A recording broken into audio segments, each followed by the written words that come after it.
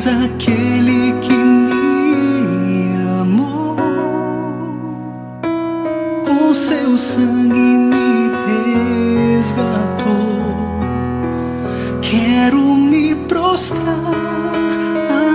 aos teus pés e reconhecer que só tu és meu Senhor, meu tudo, meu Rei, meu dono,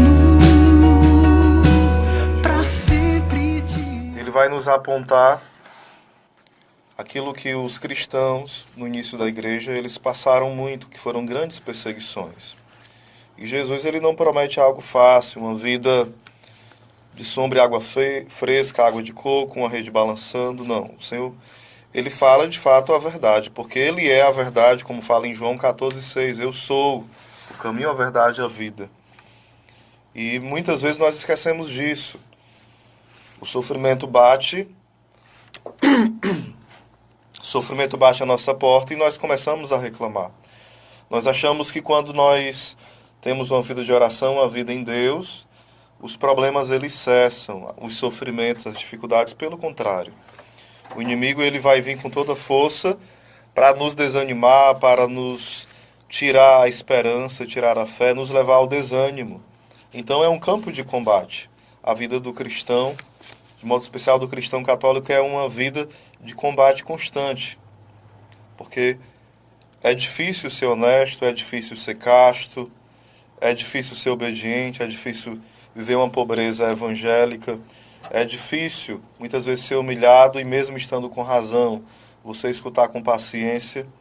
Porém é possível, porque nós temos a graça de Deus. O mandamento de Deus não é pesado, porque Deus não nos manda coisas impossíveis, Deus nos manda aquilo que é possível. Por isso ele nos capacita.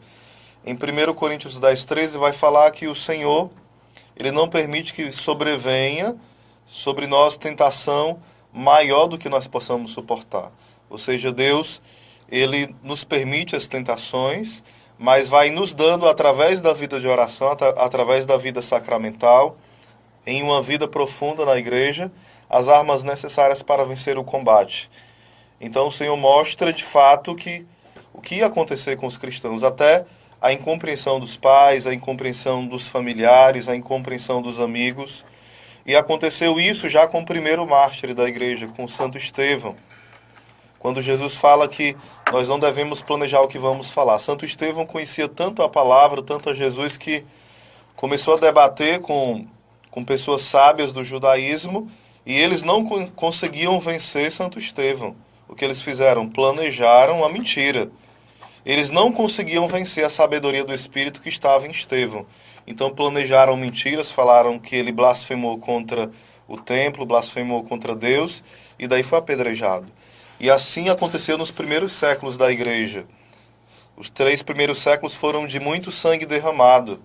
E o cristianismo mais aumentava. Quanto mais sangue era derramado, mais o cristianismo se expandia com as perseguições e com as mortes e crescia. O amor de Deus crescia no coração de cada católico que morria e a igreja ia crescendo, como essa semente de mostarda que cresce. E hoje nós vemos se repetir, nessas últimas décadas, uma grande perseguição dos cristãos, ainda maior do que nos primeiros séculos.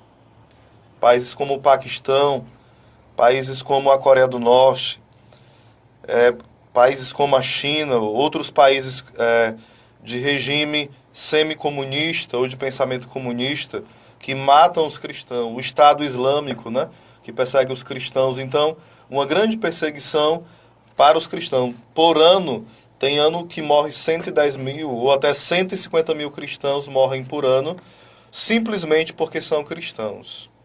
Porque portam a Bíblia, porque portam o terço e por isso são mortos.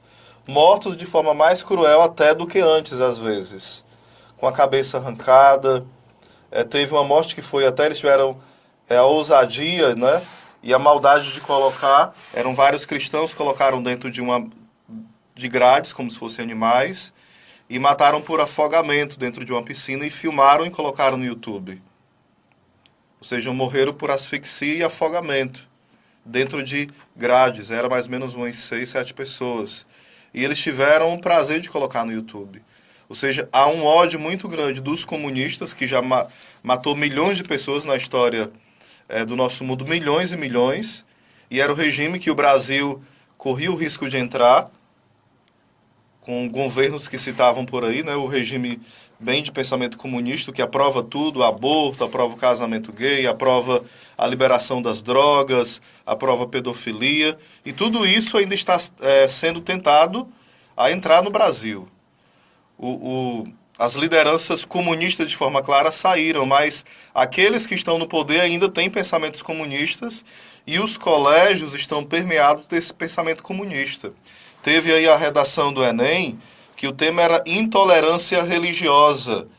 E a maioria das pessoas não acharam estranho, quase todo mundo não achou. Eu não culpo ninguém por isso, né? Mas o tema, ele era uma manipulação psicológica, para nós acharmos que no Brasil os cristãos perseguem as outras religiões. Esse tema foi colocado para que nós tenhamos uma aversão e um ódio ao catolicismo e também até aos protestantes. Um ódio mesmo. Ou seja, essa intolerância, como se fosse um tema bonzinho, ela causa um ódio das pessoas à religião que prevalece, pelo menos em número, no Brasil. E quase ninguém percebeu isso. A religião mais perseguida, sem dúvida, é o catolicismo. E se coloca lá em números mentirosos que não é. Aí quando se coloca, por exemplo, alguém que é macumbeiro que foi apedrejado, passou até na mídia, né? Deram um grande espaço para isso, e se colocou como se fossem os cristãos, né? A sociedade tivesse ódio dos macumbeiros, como se eles tivessem sido mortos por católicos, por cristãos. Ou seja, manipulando a sociedade através da mídia, através de uma redação como essa do Enem, ao ódio aos cristãos. Então tenhamos cuidado. Hoje nós somos perseguidos, ainda de forma velada, de forma muito disfarçada, mas eles tentam colocar esse ódio para um dia conseguir até matar a gente mesmo. Tenhamos esse cuidado. Nós precisamos viver a fé, irmãos.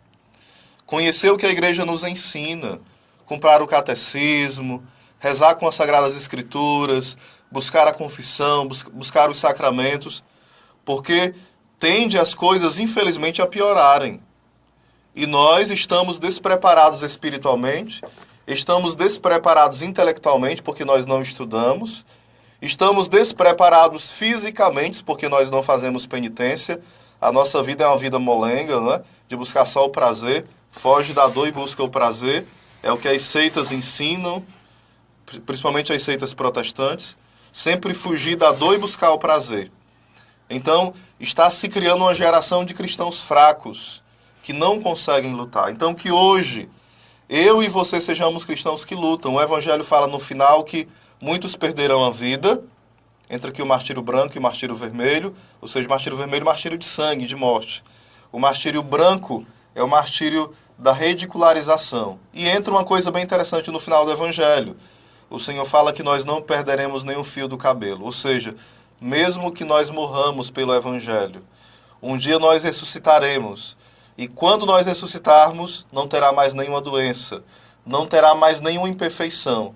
É o corpo que o Senhor vai nos dar como também grande presente. Ou seja, a nossa alma que estará no céu, com a graça de Deus, voltará, retomará o seu corpo de forma gloriosa, e esse corpo será belo, será um corpo bom, sem defeitos. O Senhor não nos promete delícias nesse mundo, o Senhor nos promete a ressurreição. Vale a pena.